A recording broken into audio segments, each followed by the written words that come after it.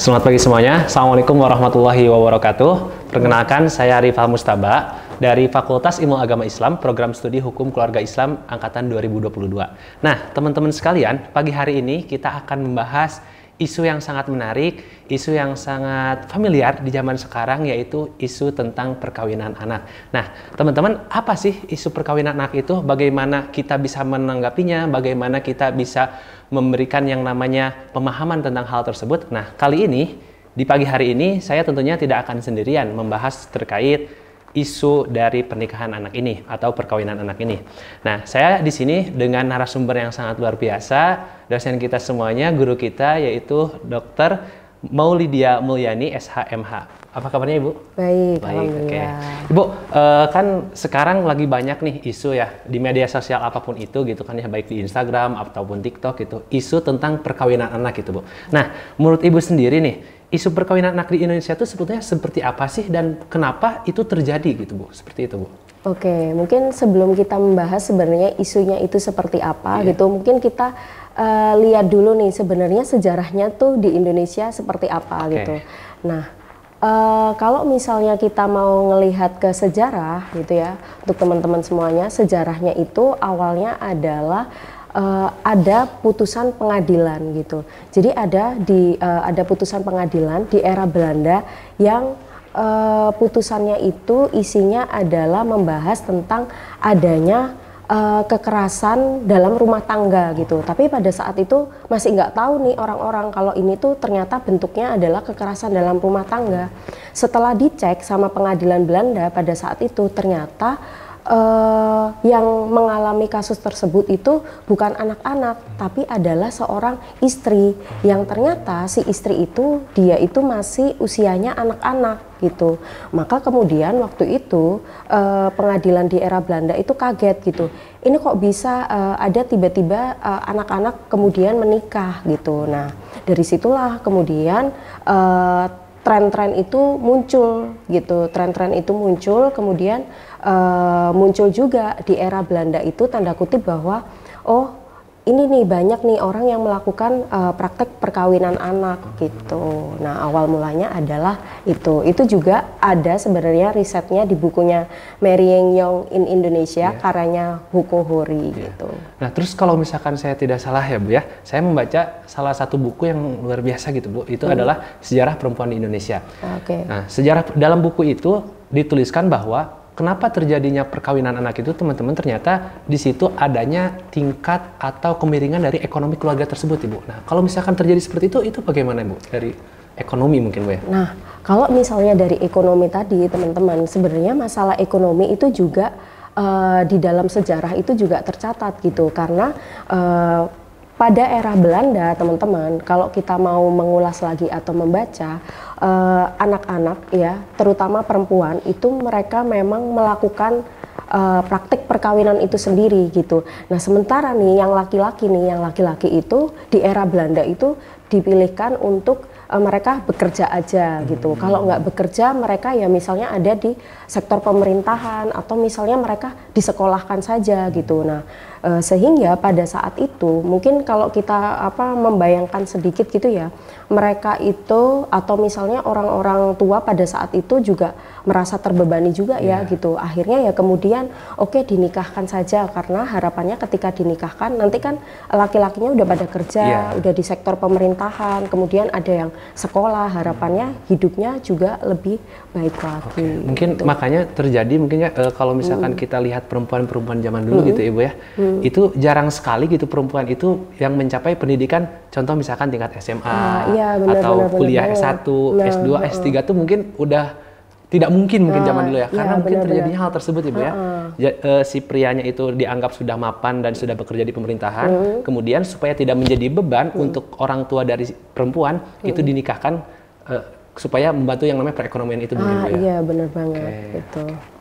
Kalau misalkan di Indonesia aturan itu ada sejak zaman kapan ya Bu? Sejak tahun berapa gitu Bu? Sebenarnya kalau misalnya aturan yang legalnya itu ya kita bisa lihat di Undang-Undang Nomor 1 Tahun 1974 gitu, tentang Undang-Undang Perkawinan. Sebenarnya Undang-Undang Perkawinan itu udah ada ya dari tahun 74. Cuman kan memang praktek-praktek perkawinan tadi itu udah ada dari era ketika Belanda menduduki Indonesia kayak gitu. Udah dari Belanda juga. Ya? Dari Belanda juga itu sudah ada gitu. Tapi yang Indonesia punya itu dari tahun 74 itu tadi 74. Kayak gitu.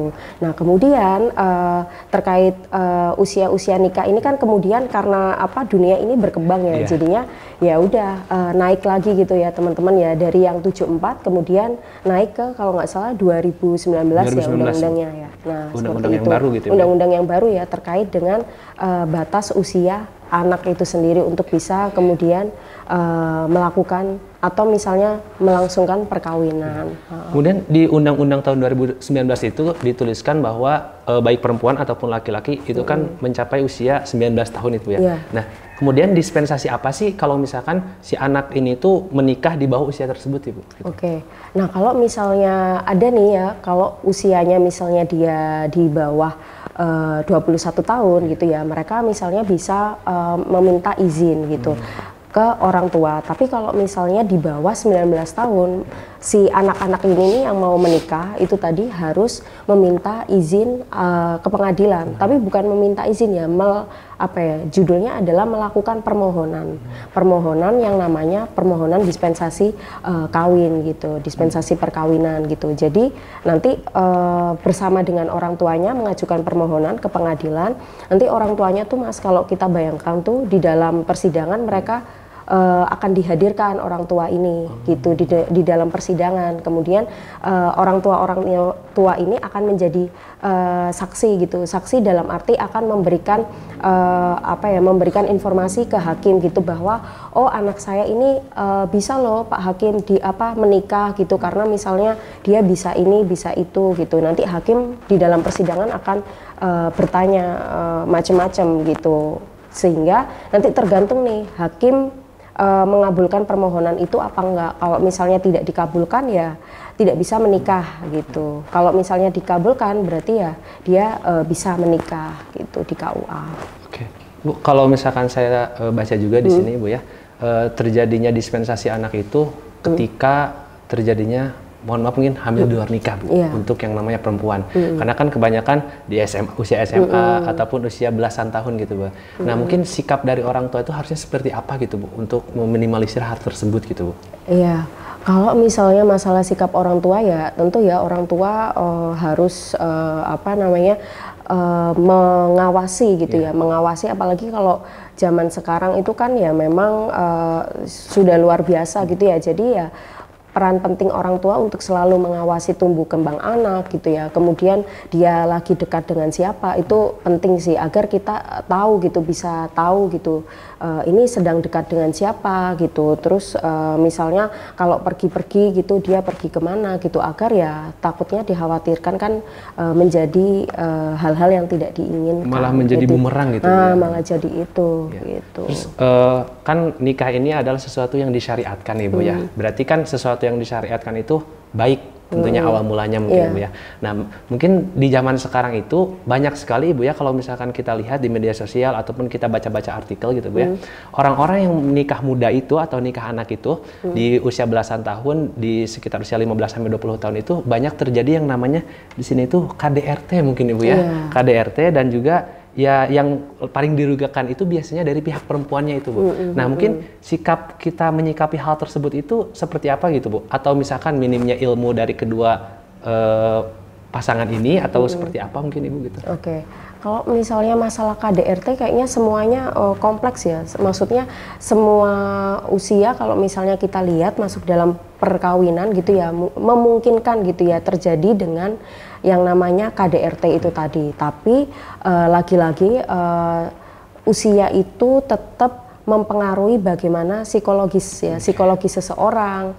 Terus kemudian kalau kita tahu kan ada yang namanya kecerdasan emosi ya, kecerdasan emosi gitu. Bagaimana kita mengatur emosi kita gitu. Karena kan kalau berumah tangga itu kan kita bisa membayangkan ya akan banyak masalah-masalah yang hadir. Kira-kira bagaimana kita menyikapi itu.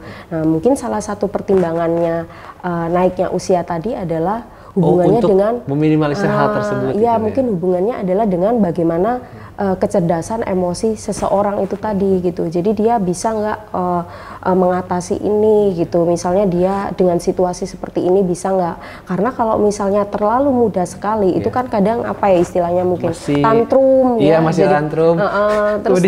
Terus dia nggak bisa nih nanti takutnya misalnya tidak bisa melihat mana baik buruk dengan jelas gitu. Kemudian kayak masih pimplan gitu Bu ya, belum bisa mengambil keputusan gitu kan. Betul, mengambil keputusan kayak gitu. Mungkin Bu kalau misalkan tadi kan dari 16 kemudian menjadi 19 tahun gitu ya. Nah kalau misalkan kita lihat isu sekarang nih, terjadinya KDRT gitu ya, terjadinya maraknya lebih banyak negatifnya gitu Bu dari pernikahan dini ini. Apakah mungkin gitu Bu pemerintah itu menaikkan kembali usia itu di usia 21 atau 23 tahun gitu Bu?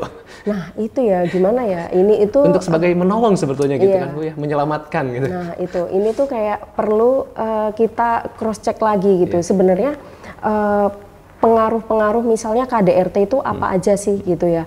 Karena kan kalau misalnya kita lihat, misalnya kita mau lihat di pengadilan gitu ya, permohonan gugatan dan lain-lain itu kan kadang ada ya yang ekonomi. Betul, gitu ya. Terus kemudian ya masalah emosi juga ada. Jadi itu sebenarnya kita perlu menelaah lagi gitu. Jadi batas usia naik itu oke, naik gitu ya. Tapi kita lihat lagi gitu, apakah memang ketika usia naik itu sudah dibersamai dengan emosi yang baik gitu kan, terus kemudian dengan ekonomi yang baik juga gitu, karena kan ya kalau menikah kan bukan hanya ya seneng-senengnya aja ya, pasti kan kita akan menghadapi banyak-banyak masalah. Jadi ya mungkin kalau menurut saya pribadi kayaknya banyak telaah lagi gitu, kita harus melihat gitu, misalnya kalau standar ekonomi kayaknya agak sulit ya untuk menyamakan ya, karena semua orang kan pasti berbeda-beda ya gitu, tapi paling nggak ya soal emosional gitu, bagaimana ilmunya gitu ya, bagaimana kesiapan dirinya ketika mau menikah itu kira-kira seperti apa. Kayak gitu. Mungkin ini Bu untuk pembelajaran kita semuanya aja ya, dan juga teman-teman dan pemirsa yang menonton video ini gitu Bu. Mungkin ini keluar dari konteks ini Bu ya. Nah, orang dikatakan siap untuk menikah itu ketika usianya sudah melewati dari batas pemerintah sendiri ini, atau seperti apa Bu? Orang dikatakan siap menikah. Nah, kalau menurut saya pribadi nih ya, sebagai pengalaman ini Bu. Kalau misalnya menurut saya pribadi sih ngelihatnya adalah ya itu kayaknya sebuah panggilan hati gitu ya, panggilan hati. Kemudian ya kita tetap harus mempertimbangkan ya siapnya itu ya tadi emosi, terus kemudian ekonomi ya, yang utama ya ekonomi ya gitu, karena memang kadang itu orang kecenderungannya kalau misalnya kita lihat di sidang-sidang kan, saya beberapa kali ya misalnya ikut hadir di persidangan itu ya faktornya itu mesti ekonomi gitu. Misalnya saya merasa nggak cukup Pak Hakim dengan uang sekian gitu. Jadi ternyata mereka itu kayak nggak relate gitu. Dulu misalnya uang 2 juta gitu ya, sendiri itu cukup gitu aja kalau gitu. Sekarang... Tapi kan kalau berumah tangga itu kan nanti konteksnya beda ya. Nanti tiba-tiba misalnya punya anak 1 deh, entar apa, susu, kemudian sekolah dan lain-lain, nanti tambah anak punya ini lagi gitu. Terus belum lagi tinggal serumah, entar rumahnya bocor atau apa kayak gitu-gitu. Kadang orang tidak melihat sampai jauh ke sana gitu, sehingga ngelihatnya kadang yang penting ini gitu. Jadi menurut saya kesiapan itu ya selain memang dari dalam sendiri, niat yang ikhlas, karena ini adalah ibaratnya adalah ibadah yang panjang gitu ya. Kita kalau bisa dibilang ibadah ini itu berhenti ketika meninggal nggak sih? Betul. Ya ketika kita dipanggil yang maha kuasa kayak gitu kan. Jadi seperti itu. Mungkin kalau misalkan tadi dari kesiapan kita menikah itu ada 3 poin ya teman-teman. Pertama itu adalah dari keterpanggilan hati. Nah, hati kita itu sudah terpanggil belum gitu untuk yang namanya melakukan ibadah terpanjang itu Bu ya. Nah, kemudian dari segi kita bisa menguasai yang namanya emosional kita. Karena dalam pernikahan itu bukan hanya tadi yang disampaikan oleh Ibu ya, bukan cuma enak-enaknya saja gitu, nanti ada genteng bocor lah, ada berbagai problematika dari anak, istri dan lain sebagainya gitu. Nah, kemudian yang terakhir itu tadi terkait finansial Ibu ya. Nah, itu yang memang menjadi faktor penting juga mungkin Ibu ya. Cinta itu emang butuh uang gitu ya. Karena kalau misalkan kita di pengadilan memang betul sekali, jelas sekali gitu.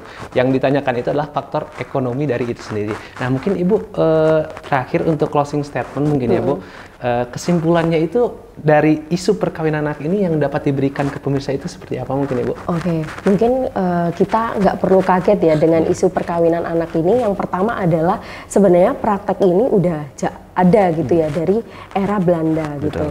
Nah kemudian karena ada itu tadi, kemudian apa nih yang bisa kita lakukan? Yang bisa kita lakukan adalah meminimalisir praktek ini gitu. Karena ketika kita bisa meminimalisir praktek ini, kita jadi bisa menahan aspek-aspek yang lain gitu. Misalnya nanti terjadinya KDRT, terus kemudian terjadinya perceraian gitu ya, karena misalnya belum adanya kesiapan dan lain-lain. Sehingga ketika kita bisa menekan itu semua, harapannya ketika orang nanti menikah gitu ya, misalnya ketika seseorang itu siap menikah gitu, itu hal-hal seperti itu tadi bisa diminimalisir dari KDRT, perceraian gitu, dan lain-lainnya. Oke, baik Ibu, mungkin terima kasih banyak atas waktunya Ibu. Di pagi hari ini kita dapat sharing, kemudian bisa untuk yang namanya membahas terkait isu perkawinan anak itu mungkin Bu ya. Nah mungkin dari saya gini teman-teman ya, kita untuk menikah itu jangan menstandarisasikan. Kalau sama zaman sekarang itu ada Bu, kalau misalkan kita lihat di reel Instagram ataupun di TikTok itu standarisasi nikah adalah TikTok dan Instagram gitu Bu. Nah itu jangan seperti itu ya teman-teman. Kita harus tadi lihat terkait yang namanya segi finansialnya mungkin Bu ya, terkait kesiapan ekonominya, kemudian terkait tadi keterpanggilan hatinya gitu ya. Karena menikah di sini itu kalau misalkan bisa kita lihat Ibu ya, kalau misalkan kita menstandarkan hal-hal yang memang lagi viral itu kurang bagus juga gitu Bu ya, karena ada segi banyak yang namanya negatifnya mungkin. Kalau misalkan dilihat dari orang-orang yang segi ekonominya itu di atas rata-rata mungkin Ibu, itu tidak menjadi hal yang membahayakan gitu Ibu ya, karena dalam segi finansialnya mungkin mendukung gitu Bu. Nah yang sekarang itu yang menjadi negatif itu ketika istilah katanya kaum mendang-mending Ibu ya, kaum mendang-mending, kemudian meniru gaya dari TikTok dan Instagram dan sebagainya, tidak ada kesiapan nikah dan sebagainya, cuman lihat dari media sosial, kemudian menikah, akhirnya terjadilah hal-hal yang memang tadi mungkin KDRT, kemudian emosional belum juga yang namanya stabil, kemudian sudah menikah dan sebagainya mungkin begitu ya. Oke. Mungkin itu saja teman-teman dari saya Muhammad Rifal Mustaba dan Ibu Maulidia Mulyani. Oke, itu saja yang dapat kami sampaikan. Sampai berjumpa di sharing session berikutnya. Wassalamualaikum warahmatullahi wabarakatuh.